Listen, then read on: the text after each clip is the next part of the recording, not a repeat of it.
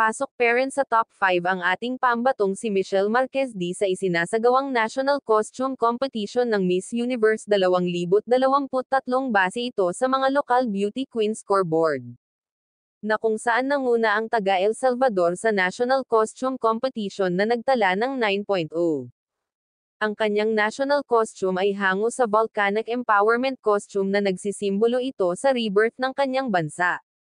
At nagre-represent ito sa 176 na volcanoes na matatagpuan sa El Salvador. Pumapangalawa dyan ang ating paambatong si Michelle Marquez D na may Philippine Air Force look designed costume. Ito'y nagsisimbolo at pagpupugay sa mga bayaning sundalo ng ating sandatahang lakas ng Philippine Air Force. Nasa pangatlong pwesto naman ang national costume ng Miss Ecuador na kung saan ito ay hango sa kanilang famous Ecuadorian Railway na may malaking ambag sa kaunlaran ng kanilang bansa. At ito'y nalikha pa noong 1908, pang-apat na pwesto naman ang pambato ng Indonesia na kung saan ang national costume niya ay sumisimbolo sa laban ng kabutihan at kasamaan.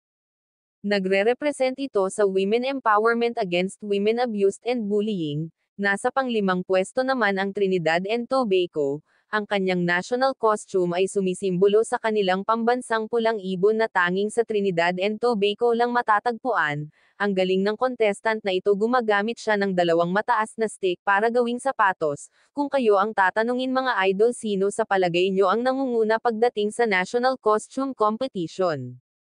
Comment down below.